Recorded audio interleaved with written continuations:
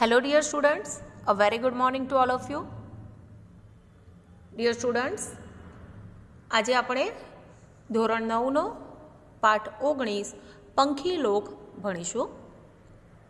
જેમ મેં પહેલાં પણ તમને કહ્યું હતું કે પાઠ ભણતા પહેલાં પાઠના કર્તા વિશે આપણે જાણવું જરૂરી છે. તો સૌ પહેલાં આપણે એમનો પરિચય મેળવીશું. મણિલાલ હરિદાસ પટેલ આપણા પાઠના લેખક છે. તેમનો જન્મ મોટા પાલ્લા ગામે થયો હતો. લુણાવાડા પાસેનું ગોલાના પાલ્લા એ તેમનું મૂળ વતન છે. તેમનું એજ્યુકેશન એમણે ખૂબ સારું એજ્યુકેશન લીધેલું છે. સરદાર પટેલ યુનિવર્સિટીમાં ગુજરાતી વિભાગના વડા તરીકે તે નિવૃત્ત થયા છે, એટલે કે head of the Gujarati department. પદ્મા વિનાના દેશમાં, સાતમી ઋતુ, ડુંગર કોરી ઘર કર્યા અને વિચ્છેદ તેમના કવિતા સંગ્રહો છે. એવો પ્રશ્ન આવે છે કે મણિલાલ હ પટેલનો કવિતા સંગ્રહ લખો અથવા તો નીચેનામાંથી કયો કવિતા સંગ્રહ છે. એવી જ રીતે બધા જ સાહિત્ય સંગ્રહમાંથી કોઈ પણ પ્રશ્ન પૂછી શકે છે, તો તમારે તેમનો સાહિત્ય સંગ્રહ ખાસ યાદ રાખવાનો છે. રાતવાસો, હેલી, બાપાનો છેલ્લો કાગળ, આ ત્રણેય તેમના વાર્તા સંગ્રહો છે. લલિતા, અંધારું, તરસઘર અને કિલ્લો, અંજળ, આ તેમની નવલકથાઓ છે. વૃક્ષાલોક, માટીવટો, કોઈ સાદ પાડે છે, ભૂસાતા ગ્રામચિત્રો, મલકની માયા, તોરણમાળ, આ બધા તેમના નિબંધ સંગ્રહો છે. અને આત્મકથા પણ તેમની એક લખેલી છે જેનું નામ છે તરસી માટી. અને એક પ્રવાસ કથા તેમણે લખી છે જે છે ધૂળમાં ઉડતો મેવાડ. ઓકે, તો આ હતી એમની સાહિત્ય રચનાની વાત. હવે આપણે આપણા પાઠ વિશે સમજીશું. આ પાઠની અંદર લેખક શું કહેવા માંગે છે? આંતરિક યુગને સમગ્ર પ્રકૃતિને બદલી નાખી છે. હવે શું કહે છે કે અત્યારનો જે આધુનિક યંત્રયુગ આવ્યો છે, તો એ યંત્રયુગ જે છે એટલે કે જે ટેકનોલોજીવાળો જમાનો આવ્યો છે, એના કારણે આપણું જે નેચર છે તે આખું જ બદલાઈ ગયું છે.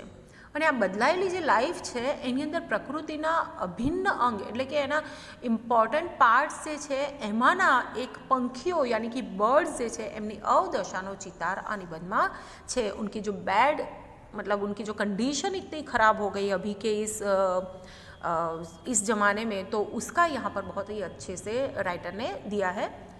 इस चैप्टर का प्रकार, पाठનો પ્રકાર પણ પ્રશ્નમાં આવે છે વિદ્યાર્થી મિત્રો. તો પંખીલોક પાઠનો પ્રકાર છે નિબંધ. ઓકે, તો આ નિબંધની અંદર પક્ષીઓની સંખ્યા ઘણી પાંખી થઈ ગઈ છે, એટલે કે ઘણી ઓછી થઈ ગઈ છે. આપણે પહેલાં જોઈએ છે કે પહેલાંના જેટલા પંખીઓ અત્યારે આપણને જોવા મળતા નથી. લેખકને પોતાના ઘર, ગામ અને સીમમાં પોતે જોયેલા અનેક પંખીઓના અવાજો, ખોરાક, વસવાટની જગ્યાઓનો ગાઢ પરિચય છે. હવે શું કહે છે કે લેખકે જ્યારે નાના હશે ત્યારે તેમણે ગામડે ઘણા બધા પક્ષીઓ, અત્યારે તો આપણને એટલા બધા પક્ષીઓ જોવા મળતા નથી, પરંતુ પહેલાંના જમાનામાં જ્યારે ટેકનિકલ જમાનો નહોતો, જ્યારે બહુ આટલું બધું પ્રદૂષણ નહોતું, એવા સમયે પંખીઓ ઘણા બધા જોવા આપણને મળતા હતા. તો એ વખતે તેમણે આ પંખીઓના અવાજો, તેમનો ખોરાક, તેમનો વસવાટ, એ બધી વસ્તુઓનો એમને પરિચય છે એવું આ પાઠની અંદર તે કહેવા માગે છે. માણસે વિકાસના નામે ઊભી કરેલ જીવન પદ્ધતિને કારણે પંખીલોકનું અસ્તિત્વ નામશેષ થઈ રહ્યું છે. હવે પોતે શું છે કે ભાઈ આપણો દેશ વિકાસ કરી રહ્યો છે, આપણો દેશ વિકાસ કરી રહ્યો છે, આપણું રાજ્ય, આપણું શહેર, આપણું ગામ, બધી જગ્યાએ આપણે પ્રોગ્રેસિવ દેખાય છે આપણને, હે ને? પરંતુ તેના નામે અહીંયા શું કહે છે કે એવી જે લાઈફસ્ટાઈલ આપણે ઊભી કરી છે કે ભાઈ આપણે તો હવે બધી જ વસ્તુમાં આગળ વધવું જોઈએ, ક્યાંય પાછળ ના રહેવું જોઈએ, તો એવી લાઈફસ્ટાઈલના કારણે પંખીલોક જે છે એમનું અસ્તિત્વ નામશેષ થઈ રહ્યું છે. મતલબ કે હવે એમનું કોઈ નામ રહેતું નથી. પંખીઓ ખૂબ જ ઓછા થવા લાગ્યા છે. એથી લેખક દુઃખી છે. માટે જ એ છેલ્લે પોતાની જાતને પૂછે છે, ક્યાં છે મારો પંખીલોક? મતલબ હવે એ પંખીઓ ક્યાં છે, પંખીઓનો લોક ક્યાં છે, એ પંખીલોક ક્યાં છે, એ સવાલ પૂછીને લેખક પોતાનું દુઃખ વ્યક્ત કરે છે. પૃથ્વી ઉપરના જીવનચક્રમાં પંખીઓનો પણ કેટલો મોટો ફાળો છે અને એનું અસ્તિત્વ ટકાવવું જરૂરી છે તે આ નિબંધમાં લલિત રીતે વર્ણવાયું છે. ડિયર સ્ટુડન્ટ્સ, ઘણી વખત એવા પ્રશ્ન આવે છે કે આ પાઠની અંદર કઈ વસ્તુનો નિર્દેશ થયો છે અથવા તો આ પાઠનું શીર્ષકની યથાર્થતા સમજાવો, ત્યારે તમે આ ઇન્ટ્રોડક્શન એમાં એડ કરી શકો છો. અને ટૂંકમાં આ પાઠની અંદર પૃથ્વી ઉપરના જીવનચક્રમાં જે પંખીઓનો ફાળો છે, જે બર્ડ્સના કારણે આપણને જે ફાયદા થાય છે એ પણ અહીં એનો પણ ખૂબ મોટો ફાળો છે. મતલબ બર્ડ્સના કારણે પણ આપણને લાઈફમાં ઘણી બધી વસ્તુઓ મળે છે, તેનું અહીં ચિત્રણ રજૂ કરવામાં આવ્યું છે તેના વિશે લેખક સમજાવે છે કે એમના આટલા બધા ફાળો હોવાના કારણે આપણે એમને ટકાવી રાખવા જોઈએ, આપણે એમને બચાવવા જોઈએ. ઓકે, તો આ જ પાઠ વિશે હવે આપણે આગળ ભણીશું. તો આ હતો પાઠનો ટૂંકમાં પરિચય. હવે પાઠને આપણે વિસ્તારથી સમજીશું. લેખક, આપણા જે પાઠના લેખક જે છે મણિલાલ હરિભાઈ પટેલ, તેમણે આ પાઠની અંદર પંખીઓના વિશે ખૂબ જ ઝીણવટભરી માહિતી આપી છે અને ઝીણવટભરી માહિતીને આપણે ખૂબ જ વિસ્તારથી સમજવાની છે. આ પાઠની અંદર પંખીઓ, જુદા જુદા પંખીઓની જુદી જુદી આદતોનો ખૂબ જ સરસ રીતે પરિચય આપ્યો છે, જે કદાચ તમારા માટે નોલેજેબલ પણ રહેશે, એટલા માટે ખાસ આને ધ્યાનથી સમજજો. આ પાઠમાં લેખક એવું કહે છે કે છે પંખીઓ, હજી ગામ છોડીને કે સીમખેતરો છોડીને નથી ગયા, હજી પંખીઓ છે. એ કંઈ એવું નથી કે એકદમ પંખીઓ નથી, પરંતુ હા, એમની સંખ્યામાં ઘટાડો જરૂર થયો છે. એમના આશ્રય સ્થાન એટલે કે રહેઠાણ, જ્યાં એ લોકો રહેતા હોય, ત્યાં જ્યાં એમને આશરો મળતો હોય તેવા સ્થાન એટલે કે આશ્રય સ્થાન, જેને આપણે શેલ્ટર પણ કહી શકીએ છીએ, તો એ ભલે ઓછા થઈ ગયા છે. અને એના કારણે એમના જે ટોળા હતા, ટોળા જૂથ, એ ખૂબ જ ઓછા થઈ ગયા છે. અને ઉડાઉડ કે અવરજવર પાંખી પડી છે એટલે કે ઝાંખી ઓછી થઈ ગઈ છે. કબૂતરો જ જુઓ ને, હવે શું કહે છે કે અહીંયા કબૂતરો જ, જે પહેલાં ગામડામાં કબૂતરો બહુ જ ઘણા બધા કબૂતરો જોવા મળતા હતા, એ હવે માંડ 8-10ના જૂથમાં જ જોવા મળે છે, કે 8-10 ટોળા જોવા મળે છે. પહેલાં ખૂબ જ હતા, ગણી ના શકાય તેટલા કબૂતરો હતા, હવે માંડ 8-10 જૂથમાં જોવા મળે છે.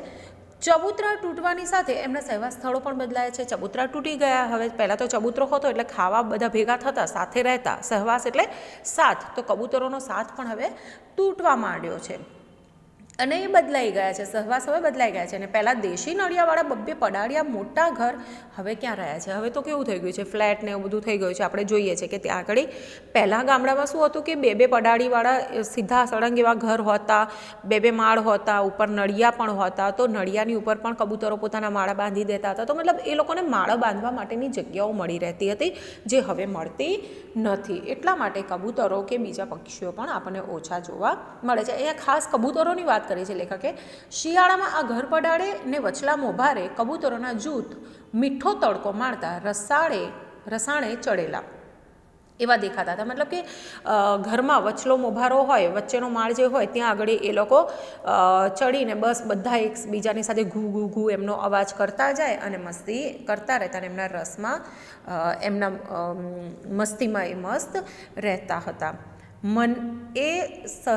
સાંજ સવારોમાં તોફાન મસ્તીવાળા રહેતા હતા. હવે શું કહે છે કે બધા આખો દિવસ તોફાન ને મસ્તી જ કરતા રહેતા હતા. ઘરના કરામાં અને એના પડાળ ભીતોના વચગાળામાં રહેતા કબૂતરો હવે જૂના ઘર તૂટતા 2 ઘર બન્યા છે. શું કહે છે? ઘરના કરામાં, કરો એટલે દિવાલ, તો ઘરની દિવાલોમાં અને પડાળ અને ભીતોની વચ્ચેનો જે હોય જગ્યા, બે દિવાલો વચ્ચેની જે જગ્યા હોય, ત્યાં આગળ એ લોકો પહેલાં રહેતા હતા. હવે જૂના ઘર તૂટી ગયા એટલે એ લોકો પણ જાણે 2 ઘર બની ગયો, જેમણે એમના પણ ઘર તૂટી ગયા હોય એવું અહીંયા લેખક સમજાવે છે. ધાબાવાળા પાકા મકાનોમાં જાણે કબૂતરોને બેસવાની સગવડ નથી. પહેલાં તો ધાબાવાળા પાકા મકાનો ના હોતા, નળિયાવાળા મકાનો હતા, અને પેલી દિવાલોની વચ્ચે પણ એમને જગ્યાઓ મળી રહેતી, ગોખલા જેવું પણ હોતું. એવું બધું ઘણી બધી એવી સગવડો હતી કે જ્યાં એ લોકો પોતાના માળા બનાવીને એ લોકો રહી શકતા હતા. હવે તો આપણે ધાબાવાળાને પાકા એવા મકાનો કરી દઈએ છીએ કે ક્યાંય બહારના પંખીઓ આવીને રહી જ ના શકે. ઇવન હવે તો આપણે એવી વ્યવસ્થા કરીએ છીએ કે જાળી પણ નખાવી દઈએ કે કબૂતર આવીને બેસી ના શકે, રાઈટ? તો પહેલાં એવું ના હતું. પહેલાં એ લોકોને બેસવાની, મળવાની, રહેવાની જગ્યા મળતી હતી, એટલા માટે પંખીઓ અહીંયા વધારે જોવા મળતા હતા.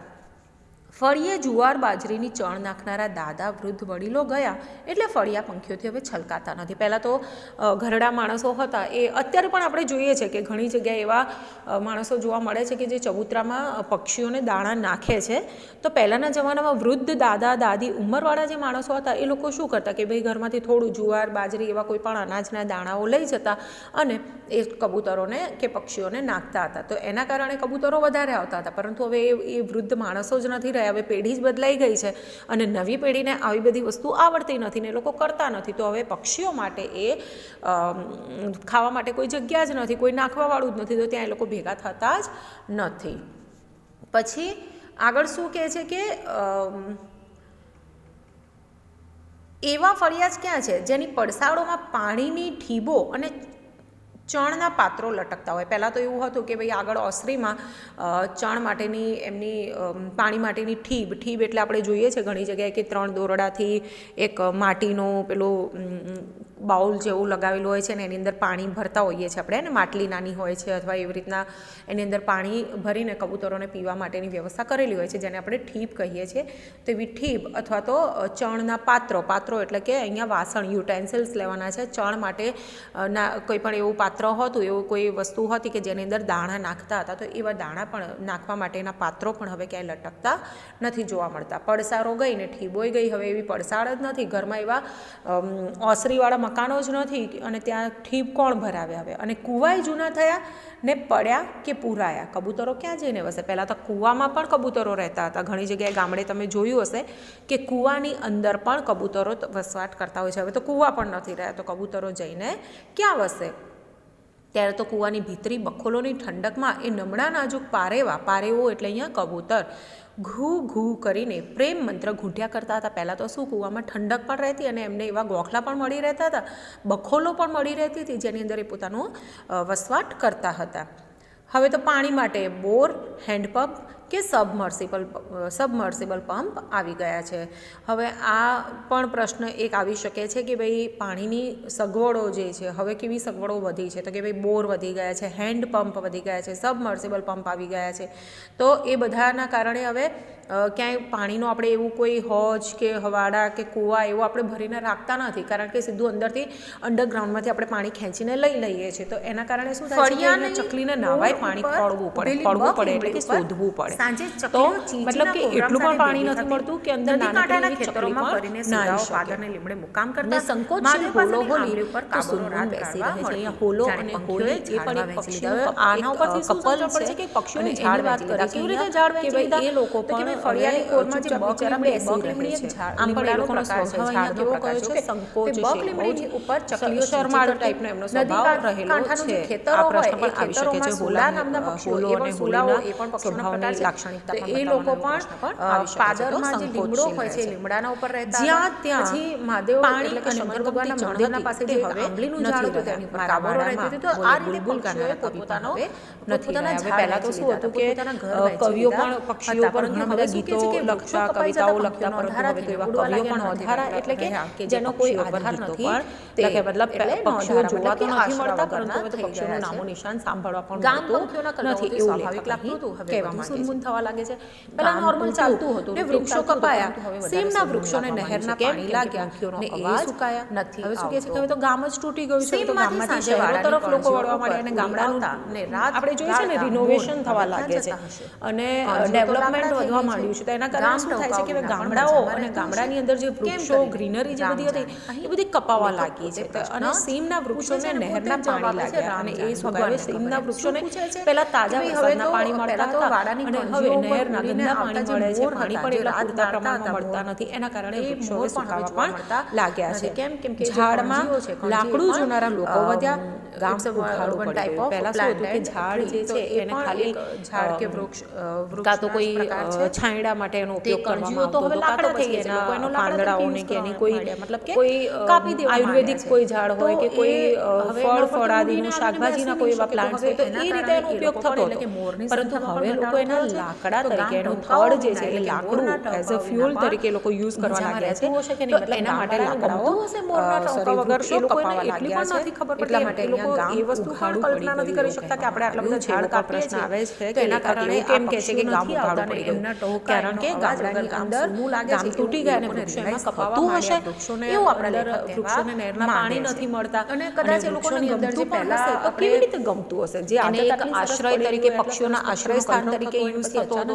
એને લોકો ઉનાળાની ગરમીમાં છાંયડા તરીકે યુઝ કરતા હતા. એને લોકો બીજા ઘણા બધા ઉપયોગો હતા, પરંતુ એનું થડ જે છે એ મજબૂત રહેતું હતું, જે હવે લોકો એમાં લાકડું એઝ અ ફ્યુલ તરીકે યુઝ કરવા માંડ્યા. એટલા માટે ઝાડો કાપવા લાગ્યા. માટે પોઝિટિવિટી જેને આપણે કહીએ છીએ કે લાઈફની અંદર લેલાના ટોળા તો ઘરવાળાથી આપણે લઈને કહીએ ને કે આગળ હજી કલકલાટ જીવન છે હજી એમ લેલાના ટોળા એ પણ એક પક્ષીઓનું નામ છે અને એમના ટોળા પણ લોકોમાં એક કહેવત ઘર અને છે વાડાથી લઈને આપણે સાંભળેલું છે બગડા સુધી કે ટીંટોળીનો માથે જે લઈને માળો મતલબ કે એટલો બધો જેટલી કલબલાટ ઊંચાઈ પર કરતો મૂકે અવાજ એટલી ઊંચાઈ કરતા સુધી વરસાદ કરતા આવતો હોય છે હે ને હોય છે. એવું કદાચ તમે પણ સાંભળેલું ચકલી હશે. હોલા ઘટી તો ગયા એટલા માટે છે. ચકલી અને હોલા આ બંને જે પક્ષી પક્ષીઓની છે એને સંખ્યા ખૂબ જીવતરની જ આશા ઓછી બંધાવતું થઈ પક્ષી ગઈ કહેવામાં છે. ઘટી આવ્યું જવું એટલે કે છે. ઓછું થઈ જવું કે ભાઈ એ પ્રમાણે વરસાદ ચીકાટ આવશે કરી વરસાદ મુક્તિ આવશે પીળી તો ચાંચ મતલબ વાળી કથ્થાઈ છે. કાળી અને એ કાબરો કેવું બોલે ઓછી છે થઈ ગઈ છે. અહીંયા બીજું એક પક્ષી કાબર એડ થયું છે. કાબરનો રંગ કેવો કીધો છે કથ્થાઈ અને કાળી અને તે કેવો અવાજ કરે છે ચીક ટીંટોળીઓ ઓકે તો અને એની ચાંચ કેવી છે પીળી ચાંચ છે. આ એની તળાવના પાણી સાથે સાથે પક્ષીઓની કમળનો તમારે લાક્ષણિકતા ખાસ જોવાની છે ખાસ તળાવ તળાવ જ જતા રહે છે. ઓછી થઈ ગઈ છે. ચોટલા કાબર પણ ઘટી છે. કમળના કાગડા ફૂલ તો છે નથી જ, પણ ચરાના પરંતુ બળ ઉપર તેની એમની સાથે સભાઓ હવે જળ ભરાતી કુકડી જે નથી. જળના પક્ષીઓ હવે છે, એ કાબર પણ પણ ઘટી ગઈ છે. ખપી ચોટલા ખૂટી કાબર પણ મતલબ ઘટી ખપી ગઈ છે. થોડી કાગડા જ છે હશે, પણ બહુ તો વધારે પણ નથી. ચરાના વડ ઉપર એટલે કે જે ચરો ઘર હોય ને પાસેની જે ગામની ટેકરીઓના અંદર બધા તેતર છેક વાડા ઘણી સુધી વખત આવી આપણે જાય. જોઈએ કે તેતર નામના વડ હોય ને પક્ષીઓ છે, એની વડની વાત કરી છે. આજુબાજુમાં બેસીને પેલા બધા ઘરની મીટિંગ હોય બાજુમાં પણ કરતા હોય છે. ટેકરીઓમાં ત્યાં એ રહેતા ચરાવાની હતા, ઉપર જે કે એ બહાર વડ જે ત્યાં હોય એ વડની ઉપર કાગડાઓ પણ એમની બેઠક બધી કરતા હતા જે હવે વસ્તુઓ અમુક ઘટી કાં તો ગઈ છે. ઢોરોને રાખવા માટે એક સામટા ભેગા થયેલા કાગડા કદી જોવા મળે. સાચી વાત છે. હવે તો આપણે બહુ ઓછા કાગડા જોવા મળે છે. ખાલી શ્રાદ્ધ હોય ત્યારે શ્રાદ્ધમાં આપણે કાગડા જોવા જરાક અવાજ મળે છે. થતા એવી ફરક સંખ્યામાં કરતા એ કા એમને કરતા છડાવી ટોળે દેતા. વળતા થોડો જ્યારે કોઈ અવાજ થાય કાગડાનો એટલે તરત શબ જ એ ફરક જોતા કરીને ઉડી અમે જતા કહેતા હતા. કાગડા બંદૂકમાં લોકાચારે તુવરના દાણા મળ્યા ભરીને બાપુ છે. તેતરનો ઘણી વખત શિકાર એવું થતું કરતા. કે જો એમ કોઈ એક દાદા પક્ષીનું વાતો મૃત્યુ કરતા થયું હોય કોઈ લેખક પણ કારણોસર એમ તો કે છે કે બધા જ દાદા કાગડાઓ એવી વાત આવીને કરતા કોઈ પણ પેલા એમના પક્ષી બાપુ હોય એટલે કે તો એમના પણ બધા પિતાજી પક્ષીઓ લોકો ભેગા જે થઈ છે, જતા હતા. જૂથ જોવા એ મળે લોકો એટલે અહીંયા બંદૂકની લોકાચાર અંદર એટલે તુવેરના મૃત્યુ દાણા પાછળની ભરતા. વિધિ તુવેર જેને એ આપણે કહીએ તમને છીએ. ખબર હશે કે તો પેલું એવું આપણા વેજીટેબલ લેખક છે. એવું તો કહે છે એના કે જે કાગડાનું દાણા શબ છે, એ એટલે કે લોકો ડેડ રમકડાની બોડી બંદૂકમાં ભરતા અને તો કાગડાનું પછી શબ એનાથી જોતા તેતરનો અમે શિકાર કહેતા કરતા. મતલબ કે લેખક એવું કહે છે કે અમે લોકો ત્યારે તેતરને નાના હતા ત્યારે જોતા ને ત્યારે એમ મતલબ એને કહેતા હેરાન કે કાગડા કરવાની કોશિશ લોકાચારે કરતા હતા. મળ્યા હવે તો મતલબ છેક કે ખેતરોમાં જાઉં છું ને મૃત્યુ ટેકરીઓ પાછળની વિધિ પાસેના માટે વડ બધા ભેગા પર થયા છે. ફોસું છું ત્યારે હવે ભાળવા એક મળે સામટા છે. કાગડાઓને ફોસવું લોકાચારે એટલે જતા શોધવું. જોવાનું સરળ ત્યારે સહજ કે માંડ હાથ થોડા જોવા મળે છે. નથી એકાદ રહ્યું. બે હવે શું કહે છે કે ગભરું હવે તેતરો ત્યારે તો પહેલા એક સવારે સામટા જે સીમની કાગડા વાટે મળતા હતા લોટો એવી ઢોળવા રીતે નીકળતા એવા અને હવે વન એક લાવીને સાથે અવાજો આપણે કાગડા મનને જોવા ભરી એ બહુ સરળ કે દેતા. હવે શું સહજ કહે છે કે નહીં. પહેલાં તો સવારે એવું હતું કે રોજની એ લોકોની અમુક જે ક્રિયા હોય જે આપણે એ લોકો લોટો લઈને જે જતા હતા તો એ વખતે વનલાવરી નામના પક્ષીઓ જે છે એના અવાજો મનને ભરી દેતા મતલબ મનને ખુશ કરી દેતા હતા. એટલે એમનું એ પક્ષીઓનો અવાજથી જ મન ખુશ થઈ જતો હતો. બરાબર છે. પછી શું કહે છે કે મરઘીની જરાક નાની એવી વનલાવરી એના પીછા પરના ટપકાની ભાત જોવાની તાલાવેલી રહેતી હતી. તો એ મરઘીની લાવરીઓની વાત કરી છે અહીંયા કે મરઘીની જરાક નાની એવી વનલાવરી એના પીછા પરના ટપકાની ભાત જોવાની તાલાવેલી રહેતી. હવે એના પીછાની અંદર ટપકાવાળી ભાત એટલે કે ડિઝાઇન. તો એવી ડિઝાઇન જોવા માટે બાળકોને આપણા લેખકને બધા નાના હતા ત્યારે એ લોકોને તાલાવેલી રહેતી મતલબ કે ઉતાવળ રહેતી કે ચલો ને જઈએ ને આપણે જોઈએ એવી તાલાવેલી રહેતી. વનલાવરી નવી પેઢીને તો કાગળમાં ચિત્ર દોરીને બતાવવી પડશે એમ લાગે છે. હવે વનલાવરી પક્ષી કોણ છે કદાચ તમને પણ નહીં ખબર હોય એટલે આપણા લેખક એવું કહે છે કે ભાઈ એ લોકોને તો એ જોવા જ ના મળે તો કેવી રીતે બતાવીશું તો કે ભાઈ હવે એક ચિત્ર દોરીને એ લોકોને બતાવીએ કે ભાઈ આવી વનલાવરી હતી એવું લેખકને લાગે છે. અરે એકબીજા વિના ઝૂરી ઝૂરીને મરી જતા હંમેશા યુગલમાં જ રહેતા સારસ હવે વિરલ થતા જાય છે. સારસ બિલડી જેને કહેવાય છે એ પણ પક્ષી જ છે પરંતુ એ પક્ષીની એક લાક્ષણિકતા એ છે વિશેષતા એ છે કે બંને હંમેશા યુગલ એટલે કે કપલમાં પેરમાં જ જોવા મળે છે. તો અહીંયા શું કહે છે કે એકબીજાની સાથે જ હંમેશા એકબીજા વિના એ લોકો માટે કહેવત છે કે જો બેમાંથી એક જણ મરી જાય અથવા તો એક પક્ષી એ યુગલમાંથી જો એક પક્ષી મૃત્યુ પામે અથવા તો ના હોય એક જ જણ રહી જાય તો બીજું એની વિરહમાં ઝૂરીને મતલબ કે એ પોતે એના દુઃખમાં જ જાતે જ મૃત્યુ પામે છે એવી એ લોકો માટે માન્યતા છે અને એ ખરેખર સાચી વાત છે.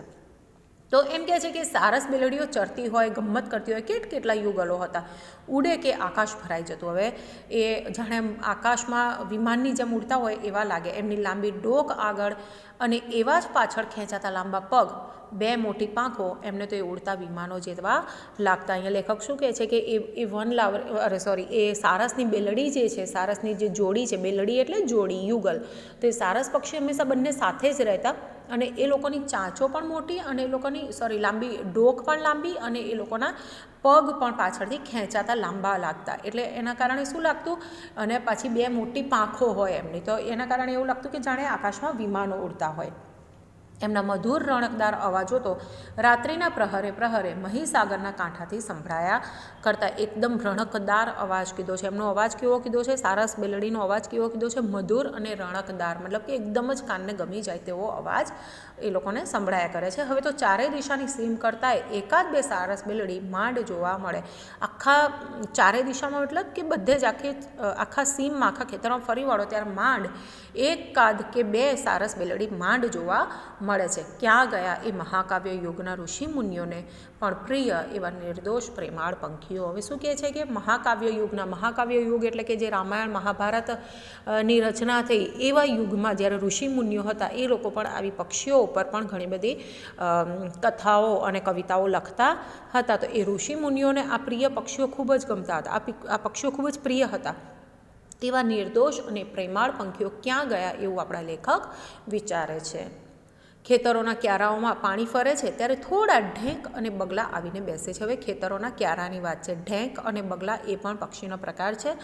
લણણી થયેલા ખેતરોમાં દિવાળી ઘોડાઓ પૂંછડી હલાવતા ઉડે છે.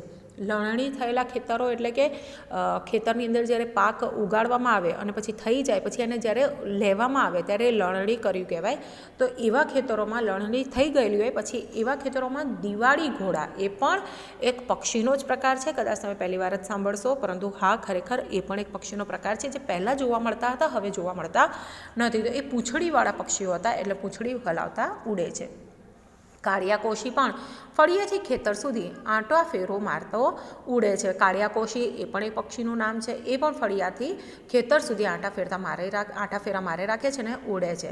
જાણે કશાકનું સુપરવિઝન કરતો રહે છે. એ હવે આવો પ્રશ્ન પણ આવે છે કે સુપરવિઝન કરતો હતો એવું પક્ષીનું નામ કયું છે આપણા પાઠની અંદર? તો કે ભાઈ કાળિયાકોશી. ઓકે, એ હજી પૂંછડીથી સળી હલાવતા પતરંગા હવામાં સેલ્લારા લે છે ને ઉડતા વેત પીછાના અંદરના રંગોથી આભને સીમને છાંટી દેતા ચાસ વીજળીની તારલાઈનો ઉપર મૂંગા બેસી રહે છે. એમ કહે છે કે હવે એ પૂંછડીની સળીને હલાવતા પતરંગા હવામાં, એટલે કે હવાની અંદર સેલ્લારા લે છે એટલે કે ઉડે રાખે છે. અને ઉડતા વહેત જ પીંછાની અંદર એમના પીંછા જે છે એ મતલબ કલરફુલ લાગે છે, તે જેના કારણે આકાશને અંદર જાણે કલરફુલ થઈ ગયો હોય એવું લાગે છે. અને વીજળીની તાર લાઈન એટલે કે જે વાયર હોય છે, આપણે ઇલેક્ટ્રિસિટીના જે વાયરો હોય છે એના ઉપર તેઓ મૂંગા બેસી રહેતા દેખાય છે. ક્યાંક કલકલીઓ તાર સ્વરે બોલે છે. કલકલીઓ કેવું બોલે છે? તાર સ્વર એટલે કે એકદમ ઝીણો તીણો અવાજ જેને આપણે કહીએ. શરદ ઉતરતા કંસારા બોલે છે. શરદ એક ઋતુનું નામ છે, જેમ વસંત ઋતુ, શિશિર ઋતુ, હેમંત ઋતુ, એવી જ રીતે શરદ ઋતુ છે. તો શરદ ઋતુના ઉતરતા જ એટલે કે એની પૂરી થતાં જ કંસારા બોલે છે. કંસારા પણ પક્ષીઓ છે, એ પણ દેખાતા નથી. ત્યારે તો ધૂળિયા નેળિયામાં હુદ ચણતા રહેતા હતા. હુદ પણ પક્ષીનો પ્રકાર છે. અને એ લોકો ધૂળવાળા નેળિયામાં, નેળિયો એટલે કે આપણે ગામની અંદર જે ગલી હોય, ગામની ગલીઓ હોય છે એને નેળિયા આપણે કહીએ, તો એની અંદર પણ ચણતા રહેતા. હવે તો એના દર્શન પણ દુર્લભ થયા છે. દુર્લભ એટલે મુશ્કેલ થયા છે. હા, સવારમાં દરજીડા અને બુલબુલ સંભળાય છે. દરજીડો જેને તમે ટેલર બર્ડ કહો છો, ઓકે, તેવા દરજીડા અને બુલબુલના અવાજ ખાલી સંભળાય છે. પણ દૈયડના ઝીણા ટોકા ભાગ્યે જ સંભળાય છે. દૈયડ એ પણ પક્ષી છે. હવે એના ટોકા ખૂબ જ ઓછા, ભાગ્યે જ એટલે ક્યારેક જ સંભળાય છે. ક્યાંકથી ઝીણું તીણું ટહુકતા શક્કરખોર ફૂલો શોધતા આવે છે. ઝીણું અને તીણું ટહુકે છે. કોણ? શક્કરખોર. કહે છે કે વિલાયતી ખાતરો અને વિલાયતી દવાઓ ખેતરોમાં વપરાવા માંડ્યા ને જીવજંતુ ઘટવા માંડ્યા ત્યારથી પંખીઓનું પર્યાવરણ જોખવાયું છે. ઘણી વખત આપણે જોઈએ કે જીવજંતુઓ જે છે, જીવજંતુ એટલે કે ઇન્સેક્ટ્સ, એ જમીનની અંદર રહેતા હોય છે. ઓકે, તો અહીંયા શું કહે છે કે વિલાયતી ખાતરો એટલે કે જે બહારથી ખાતરો જે બીજા બહારથી જે લાવીને એ ખાતરો અને એવી દવાઓ જે જમીનોમાં ખેતરોમાં છાંટવામાં આવે છે તેના કારણે અંદરના જીવજંતુઓ પણ ઘટવા માંડ્યા છે. અને તેના કારણે પંખીઓનું પર્યાવરણ પણ જોખમાયું છે. સાચી વાત છે. જમીનને વણખેડે પહોંચી રાખતા પેલા જમીન ખેડૂ અળસિયાએ નથી બચ્યા. અળસિયા તમે જુઓ છો કે જેને આપણે અર્થવોર્મ કહીએ છીએ, કે જે જમીનની અંદર આપણને જોવા મળે છે, એ શું કરતા હતા? તો કે એ જમીનને ખેડવાની જરૂર ના પડતી હતી. ખેતીવાડી કરવા માટે માટે જ્યારે જમીનને ખેડવી પડે છે તો જ્યાં અળસિયા હોય એ જમીનને ખેડવાની જરૂર ના પડે, કારણ કે એ લોકો ફરી ફરીને જ આખી જમીનને પોચી કરી દેતા હતા. તો એવા અળસિયા પણ હવે જોવા મળતા નથી. ઝેરી દવાનો પટ્ટો અનાજને લાગ્યો છે ને હવા નહીં. જાણે રહ્યા સહ્યા પંખીઓ ઉદાસ આંખે જોતાં જોતાં આપણને ખમૈયા કરવાનું કહે છે. ખમૈયા કરો એટલે કે હવે બસ કરો, બહુ થઈ ગયું, હવે તો થોડાક અમે આટલા બચ્યા છે તો હવે આટલાને તો અમને જીવવા દો, એવું જાણે આપણને કહેતા હોય એવું લાગે છે. ઝેરી દવાઓના કારણે અનાજ તો હવે આપણે જોઈએ છે કે ભાઈ દવાથી પકવેલા જ આપણને અનાજ મળે છે. પહેલાંના જેવી પ્યોરિટી એની અંદર રહી નથી. એની સાથે સાથે હવા પણ એવી ક્લિયર રહી નથી. કેમિકલ ને બધું જોઈએ છે આપણે, તેના કારણે હવા પણ પોલ્યુટેડ જ આપણને જોવા મળે છે. પણ યંત્રો આગળ હવે કલરવો જાણે સંભળાતા નથી. હવે ટેકનોલોજીનો જમાનો આવી ગયો છે, આટલા બધા વ્હીકલ્સ વધવા લાગ્યા છે, આટલા બધા મશીનરીઝ આટલી બધી વધી ગઈ છે, તો એ બધાના અવાજોની વચ્ચે આ પક્ષીઓનો અવાજ જાણે દબાઈ ગયો હોય એવું આપણા લેખકને લાગે છે. ગીધ, સમડી, ઘુવડ, ચીબરી પણ કોતરોને કણજીઓ પાંખી પડતા મૂંઝાવા લાગ્યા છે. હોલો, ચકલી, કાગડો માળા માટેની જગા શોધવા બાવરા લાગે છે. થોડા ઝાડ છે ને એમાં કાળે ઉનાળે મીઠું બોલતી કોયલ હજી સંભળાય છે. એના અવાજમાં વેદના પણ છે ને થોડી ચીમકી પણ. ક્યારેક જ જોવા મળતું લક્કડ ખોદ હજી મારી લીલીછમ છાતીમાં ચાંચ મારતું કળાય છે. હું મને પૂછું છું, ક્યાં છે મારો પંખીલોક? હવે આપણા લેખક જે છે એ આ બધા પક્ષીઓની વાત કરે છે કે ભાઈ આ બધા પક્ષીઓ હવે મને બહુ જ ઓછા જોવા મળે છે, કાં તો ઘણા એવા પક્ષીઓ છે કે જે બિલકુલ જોવા નથી મળતા. તો લેખક પોતાની જાતને જ પ્રશ્ન પૂછે છે કે ક્યાં છે મારો પંખીલોક, મતલબ કે મારા આ બધા પંખીઓ જે મેં પહેલાં જોયા હતા એ બધા પંખીઓ હવે મને જોવા મળતા નથી, ખબર નથી એ બધા પક્ષીઓ ક્યાં ગયા છે. તો ડિયર સ્ટુડન્ટ્સ, અહીં આપણો પાઠ પૂરો થાય છે અને આ પાઠ શેમાંથી લેવામાં આવ્યો છે એવો પ્રશ્ન પૂછાય પણ છે અને ના પૂછાય તો પણ તમારા નોલેજ માટે તે જાણવું ખૂબ જ જરૂરી છે. ભૂંસાતા ગ્રામચિત્રો જે આપણા લેખક દ્વારા લખાયેલ છે એ જ નિબંધ સંગ્રહ જે છે એની અંદરથી આ પાઠ લેવામાં આવ્યો છે. ઓકે, તો આ હતો પાઠ. હવે એના શબ્દાર્થ જોઈશું. તો આ પાઠને પૂરો થયા પછી ડિયર સ્ટુડન્ટ્સ, તમારે એની એક્સરસાઇઝ અને એની શબ્દ સમજૂતી સમજવાની છે. અને આ જ પાઠની અંદર વિરુદ્ધાર્થી અને શબ્દ સમૂહ માટે એક શબ્દ પણ આપેલા છે, જે પણ તમારે ખાસ ધ્યાનથી જોવાનું છે.